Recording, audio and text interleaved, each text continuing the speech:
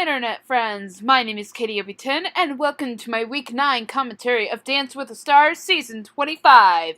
This week, our remaining pairings entered the semifinals, and for some reason, the producers thought it would be a great idea to have them dance to past iconic numbers from the show's history. Well, isn't that special? I usually don't do this type of thing, but we have a special guest joining me for this week's review. And no, it's not Drunk Kate. I already hear you guys in the comments. Is it Drunk Kate? No, it's not Drunk Kate. I haven't heard from that fucking bitch since Rashad won last season.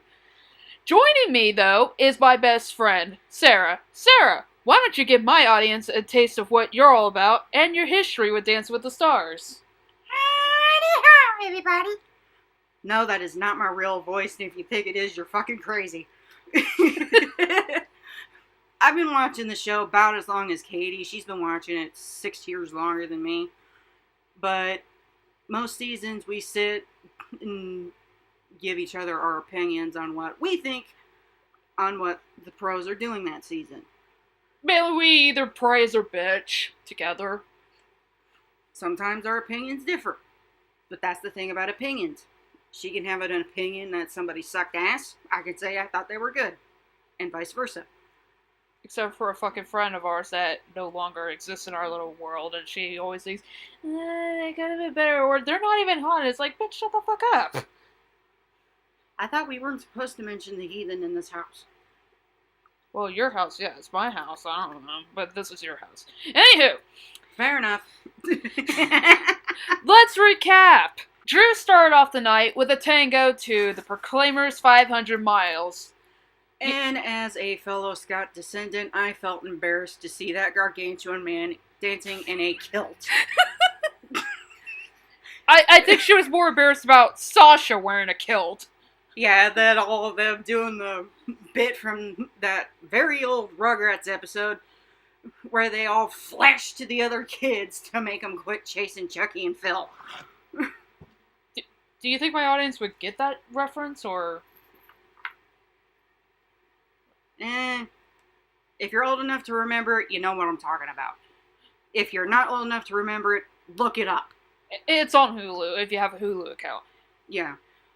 Well, personality-wise, I thought this brought out the inner essence of what Drew is, of being like a happy-go-lucky motherfucker. And I thought he did really good in some sections of the tango, but other parts... He just looked like a giant asshole, all wibbly-wobbly and whatnot. And as much as I was enjoying it, I could tell that even how they arranged it, it wasn't really right to have a song like 500 Miles. And I would want 500 more.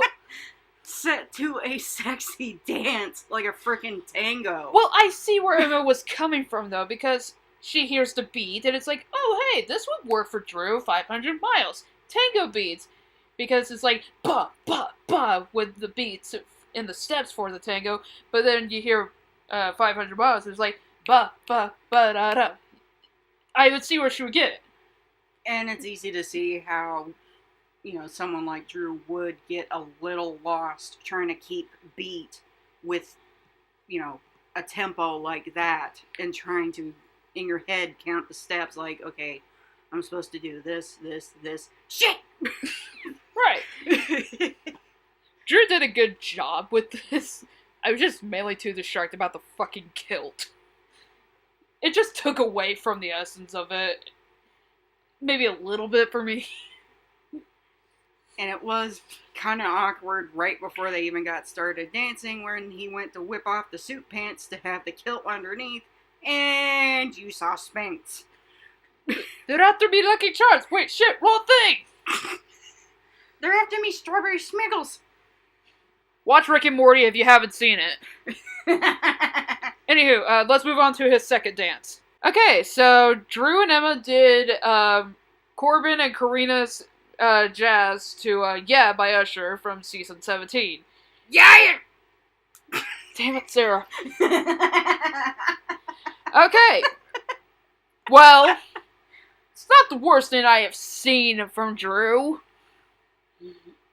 Ain't the worst I've seen of them either. It was okay. It just sucked 90% of the time, okay? The one part in the entire dance that had me nervous was him swinging her around. And in my head, I'm thinking, thank God he's as tall as he is, or her head would have been hitting the ground. Well, people do this all the time anyway, and they succeed, but I see where you're coming from with that. But it was just like a trooper. It's just like, oh, I hit my head. I don't have a concussion. Okay, let's move on. Yeah. Yeah, we've seen plenty of, celebrities and their partners mess up their head or neck some way. Kim Johnson, season 12, anybody? Yeah, that was horrifying. Oh, God, I'm not replaying that footage for this review. No, I don't want to do it. Ain't nobody got time for that. No. By the way, Drew looked like a fucking pimp. Because you have him dancing with Emma, and then you got Jenna and Britt and Haley joining in, and it's like, yeah! Hey, I actually can make a Jeff Dunham joke here. Oh, for fuck's sake. Go for it. You for just this dance, he was sweet Daddy D. I hate you for that. You know I'm right. Well, it could have been worse, as I already said. There's nothing more else to say about it. There really ain't. But I want to take time to acknowledge Emma was fucking spectacular in this. As always. She deserves more praise, people. Give Emma Louise Slater more praise. Jesus. I'm sick of all of you that are just like haters and everything, be like, oh, Emma Slater. No. Even when she won a mirror ball last season, she still has to prove that she's as worthy as the other pros. Man, where's the respect and equality in that? Plus, bear in mind, her hubby got the boot pretty early. They're not married yet. Well, soon to be hubby, you know what I mean. March 2018, Sasha and Emma are finally going to get married. I'm ready for this. I'm already ready. They really deserve it, and they are too cute together. Anywho, next! Okay, Sarah wasn't in the room for Victoria's first dance, which was a contemporary. I really thought it was really pretty. I loved the essence of it. I loved how poignant she was, and I loved like how she was walking on air. It was just really lovely and a wonderful tribute to her parents for never giving up on her throughout her paralysis and everything else. That's pure dedication, and I respect that. I respect the Arlens for that. They're a wonderful family. I'm gonna be honest. I felt like that this was a reattempt of a trio dance for Victoria, because we all know how much that shit was last week when it was mainly tailored for Lori's ass. That was somehow bullshit. She was there for that. So, what is the difference between last week and this week for you? Especially with my obvious comment. Well,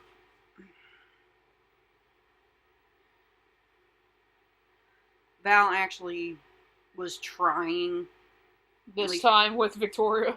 and instead of just kind of shoehorning her in Like, while trying to kiss his old partner's ass. yeah, like last week. Victoria got the shaft, and it's not her fault because of the spasm. It was just poorly executed last week.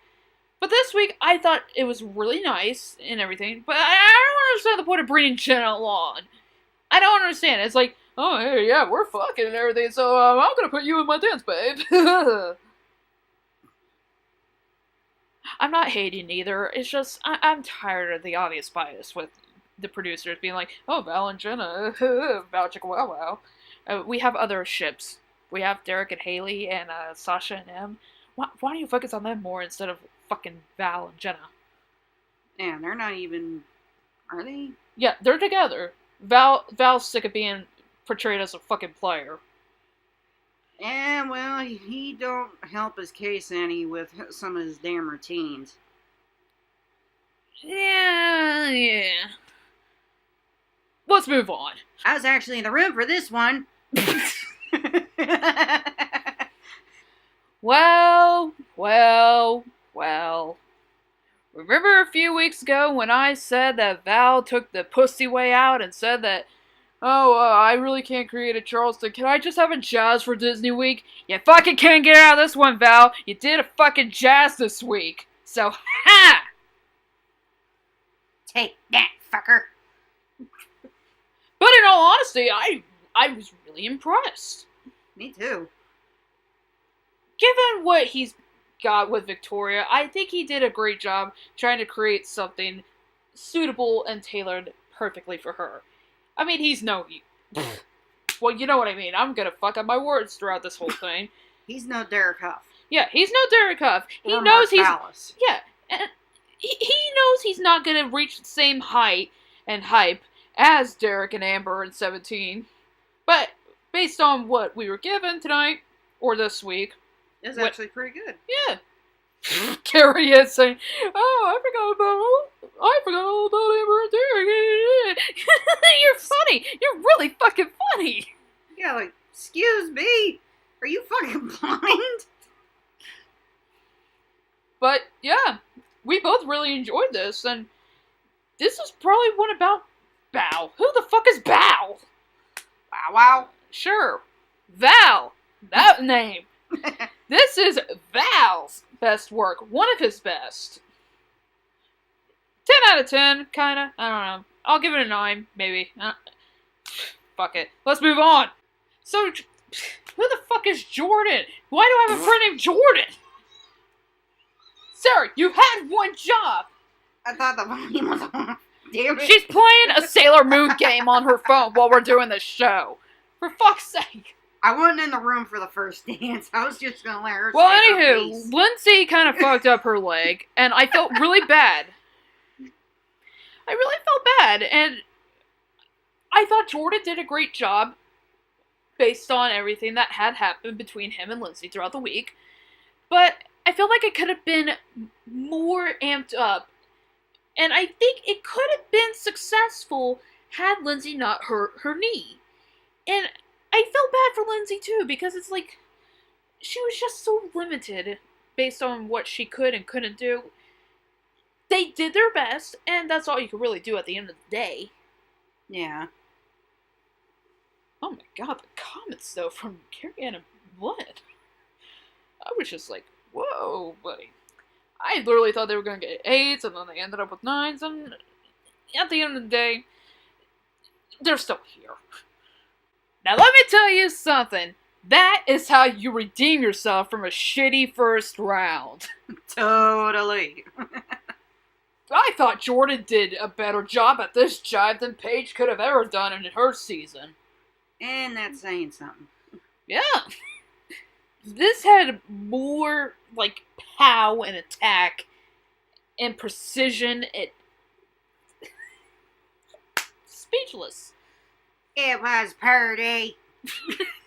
I like how they changed up the costumes. It's like, you make it your own more in that perspective. Yeah, which is what these dances were supposed to be. Tributes. Yeah.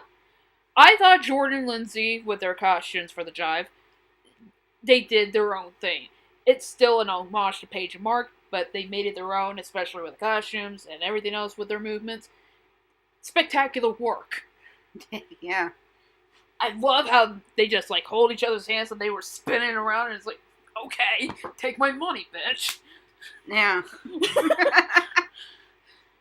Got anything else, Dad? I got nothing. Okay. Next! Okay, Lindsay Sterling. So, a couple of weeks ago, Lindsay and Mark did a Paso Doble to one of her songs. This week, they did a contemporary to one of his songs with his wife. And it was just as badass as them dancing to Round Table Rival. Yeah. This is one of my favorite contemporaries from Mark in the modern era of the show.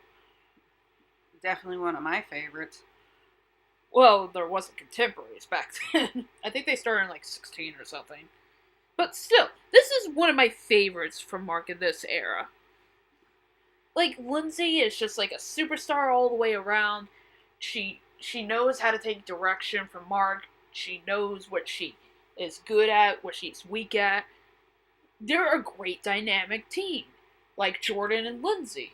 Yeah, like they complement each other so well.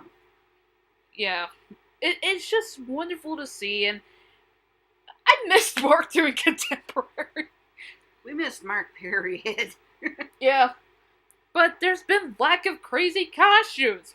Mark, what the fuck? Just don't do the bunny again, please. I thought we weren't supposed to be talking about the bunny from season 20 ever again. I'm just saying, don't do the bunny again. That was scary.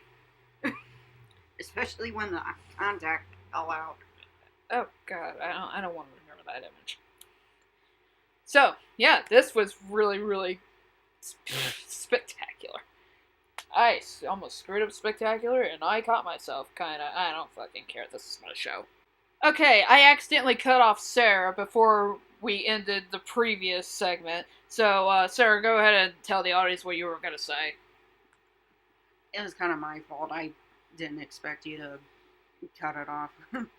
But I was gonna say, Mark made my night, and, like, when it happened, all I could do was point at my phone, point at Katie, and squeak.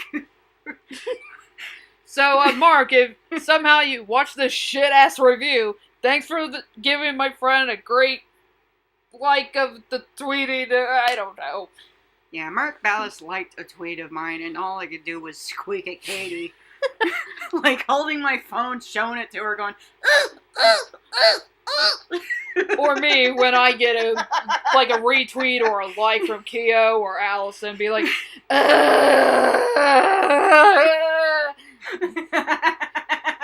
So anyway, Lindsay and Mark, they did a tango as paying homage, tribute, whatever the hell you want to call it, to Meryl and Max's version from season 18. Honestly, I thought it was good on their part, and they were clean, they were precise, there were sharp edges, they were a bit edgy. It was kind of, like, mismatched on, like, certain parts. Like, they could have done it a little bit better on the churning. Which, you know, it's always kind of hard. It always is hard on the celebrity when they have to do two dances back to back. Well, the tango is already hard as is. Yeah. But I think what worked with Meryl and Max the first time around, they had this really, really bomb-ass chemistry, and it made everybody be like, are they dating? Are they not dating? What's going on? And then Max made smush smush with PETA and had a baby. And then they tied the knot. What kind of shit is that? Yeah, Meryl fans, I feel for you. I know about OTPs not working out. Anywho, but Lindsay and Mark, they're just really great friends. He's obviously married. She just got out of a relationship, which I feel bad for her. Your time will come, Lindsay. Your time will come for finding Prince Charming. It just felt like friends just being like, oh, hey, we're gonna do this, have a great time. Yeah, it was just kind of like, you know. But Meryl and Max back in the day, it was just like good chemistry, and it made you believe that, hey, there may be something going on. Yeah. So, yeah. With Lindsay and Mark, you know, as awesome as a lot of their dances have been. And they nailed it. Which they did, yes. With this one, it to quote, you know, Leah Thompson from Back to the Future, and kind of paraphrasing it, they were kind of dancing like brother and sister. Yeah. So, you ready to go on to Frankie? Hot damn, yeah. We lost Frankie's recording with the salsa content that he did with Whitney, so I'm just gonna redo this without Sarah. We both really thought it was interesting. I thought it was kind of like a mixture of West Side Story and High School Musical. It's just like, I was expecting like a jet to come out and be like, when you're a jet all the way, and then you hear Troy Bolton, we're soaring, flying. Yeah, you know what I mean. Sarah liked it. we just thought it was a weird translation of the Yin Yang Twins with salsa and all that good stuff. And, yeah. It could have been more edgier, more clean. He was kind of like, he was misstepping a lot, and it's not his fault at any point at all. It's just, maybe the salsa's not his forte. Again, I tried resurfacing the original recording for this segment. I couldn't save it. So sorry. So, yeah, here it is. And, yeah, let's move on to, his, whatever he did for the redemption. Pasta Doble, that was it. Let's move on to that.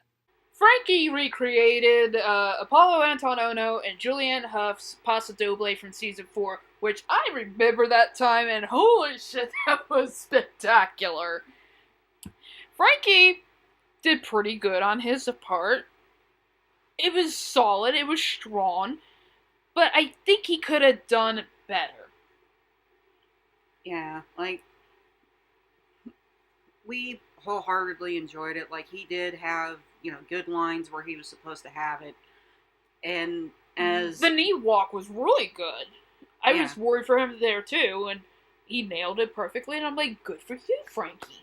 Yeah, as someone with a bad knee, even I can say, doing something like that is very uncomfortable.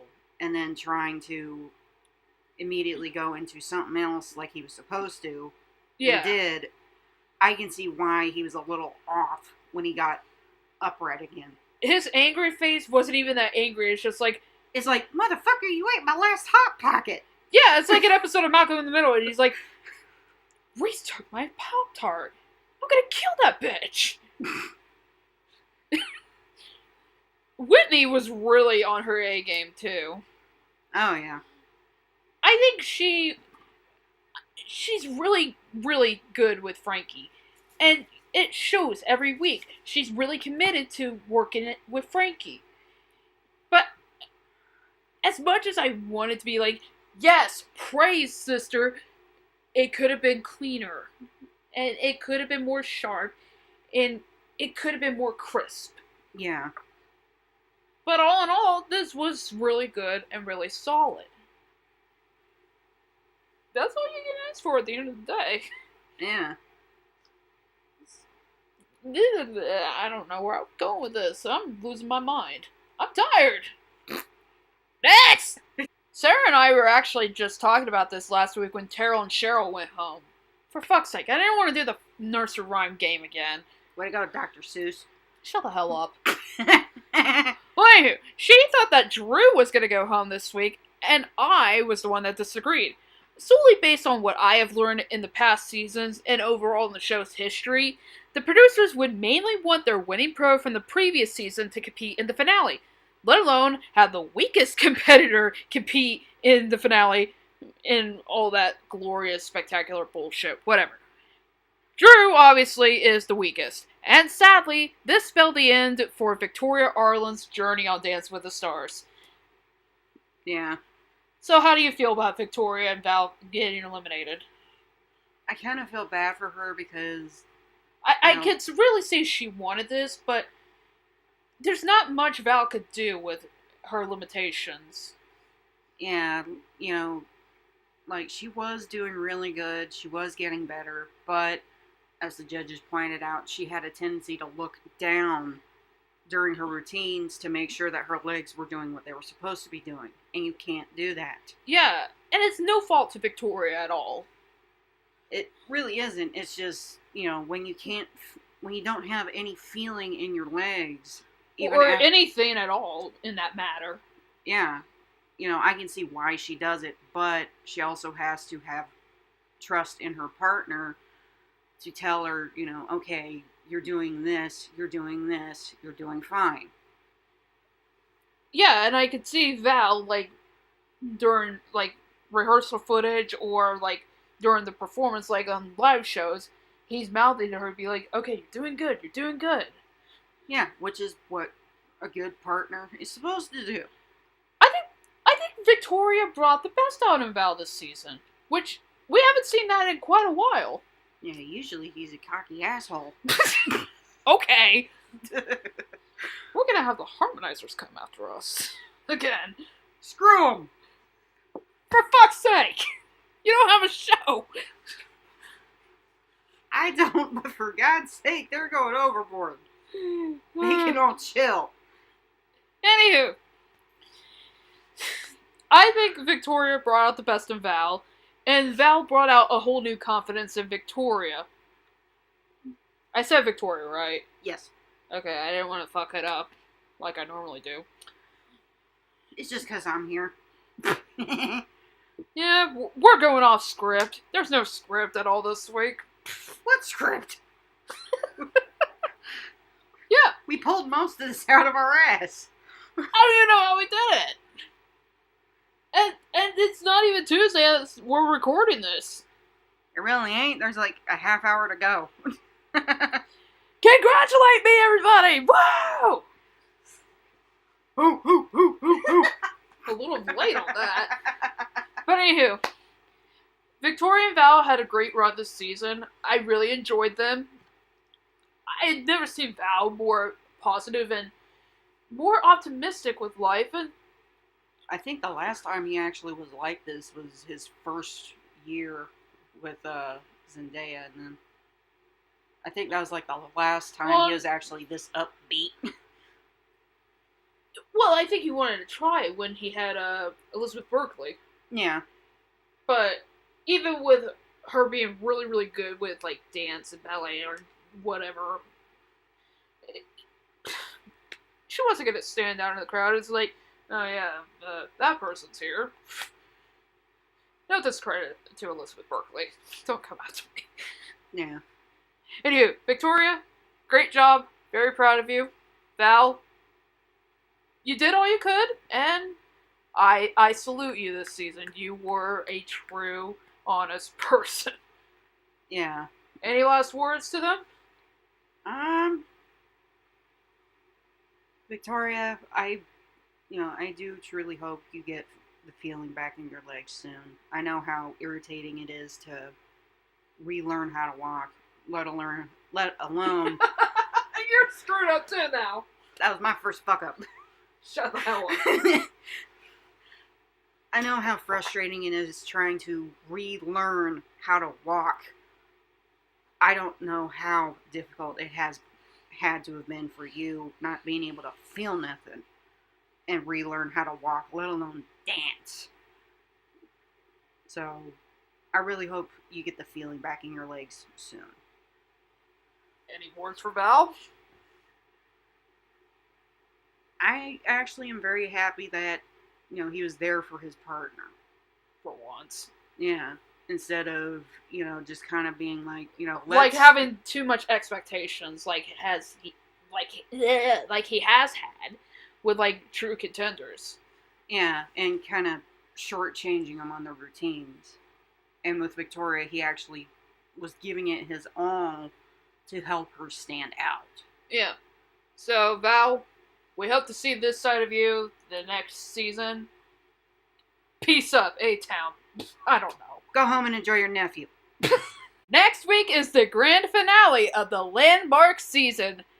You guys know the drill. I'll give my full assessment of the finale once everyone gets settled down for the outcome, and no one's bitching on Twitter anymore, and we all enjoy our Thanksgiving.